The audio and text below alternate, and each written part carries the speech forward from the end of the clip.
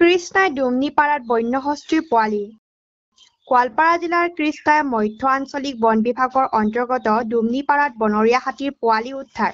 ৰাইজে জনোৱা অনুসৰি বৰজাৰ দিশৰ পৰা যোৱা নিশা বনৰীয়া হাতীৰ পোৱালিটো আহি শিমলাপাৰাত প্ৰৱেশ কৰে। ইয়াৰ পিছতে হাতীৰ পোৱালিটো গৈ অৱস্থান কৰে কাষৰীয়া ডুমনিপাৰাত। জানিব পৰা মতে ডুমনিপাৰাত হাতীৰ পোৱালিটোৱে এশৰ লোকৰ দমকল এটা ভাঙি পেলোৱাৰ লগতে বহু ক্ষতিসাধন কৰে।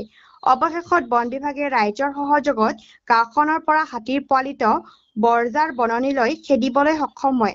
জানিব পৰা মতে জাকৰ পৰা এৰা এই হাতীৰ পোৱালিটো বিগত প্ৰায় ৩ মাহে বৰজাৰ বনাঞ্চলতে ঘূৰা-ফিৰা কৰি আছে। এই সন্দৰ্ভত আমাৰ এক প্ৰতিবেদন।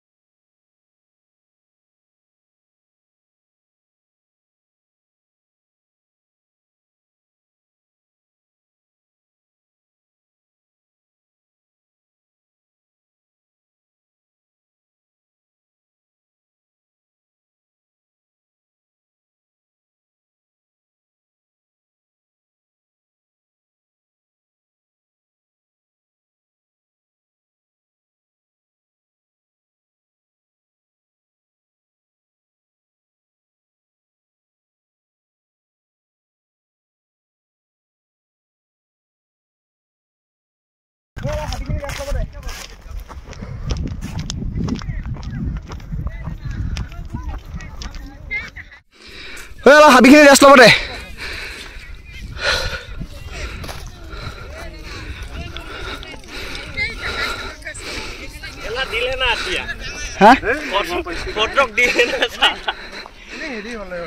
এনে একো নহয়, এনে ই ভয় দেখায় মানে। গম পাইছো মই।